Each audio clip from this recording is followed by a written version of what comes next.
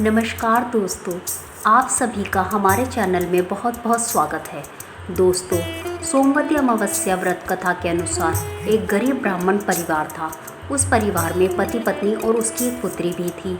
उनकी पुत्री समय के गुजरने के साथ साथ धीरे धीरे बड़ी होने लगी।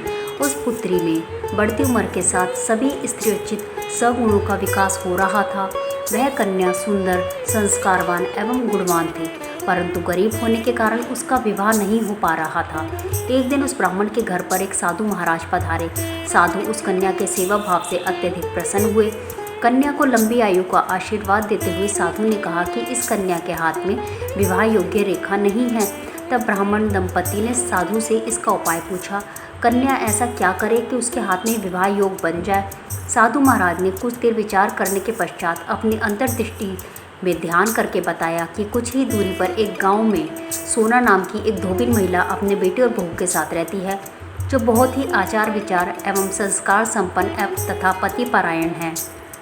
यदि यह सुकन्या उस धोबिन की सेवा करे, वह महिला इसकी शादी में अपने मांग का सिंदूर लगा दे तथा उसके बाद इस कन्या का विवाह हो जाए, तो इस कन्या का वैधव्य योग मिट सकता है।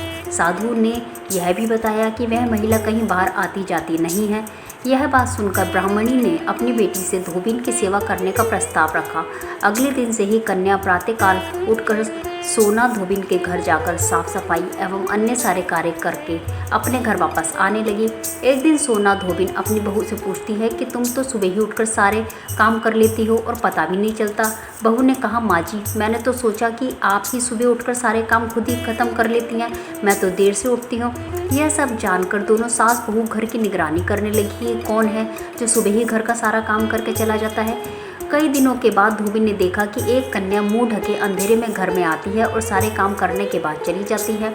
जब वह जाने लगी तो सोना धोबिन उसके पैरों पर गिर कर पड़ी और पूछने लगी कि आप कौन हैं और इस तरह छुपकर मेरे घर की चाकरी क्यों करती है।